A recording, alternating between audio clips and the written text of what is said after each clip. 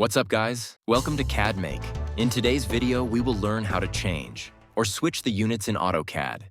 There are 4 different methods to change or to set the units for a sketch in AutoCAD.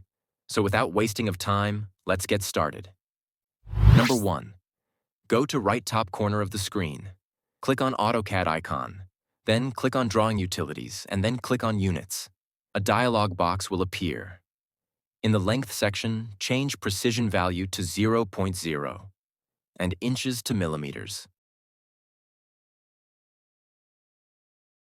Click OK to finish. Number 2.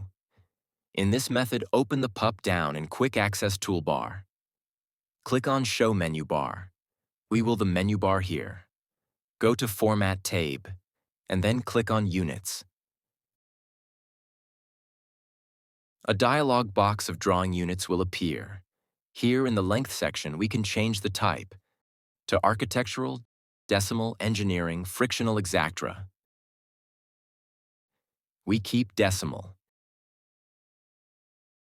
Here, change the precision value as 0.0 and millimeters to meters. Click OK to finish. Number 3. Type UN anywhere in the screen and click on UN Units. Units dialog box will appear. Here you can select the length type and precision value.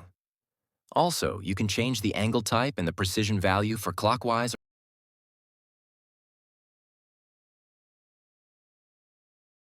Click OK to finish. Number 4.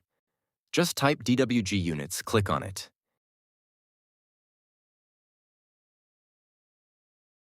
Here we see our drawing is set to 6, which is in meters. Suppose we want to change it to inches. We type 1 and hit Enter.